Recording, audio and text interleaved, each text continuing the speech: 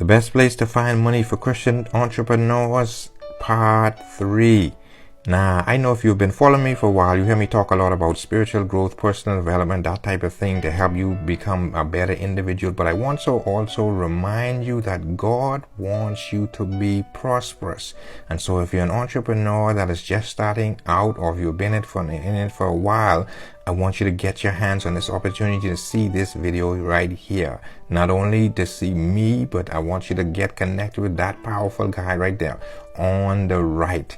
That's a very powerful guy. If I call some names, you will basically know some of the people that he has had experience with working alongside.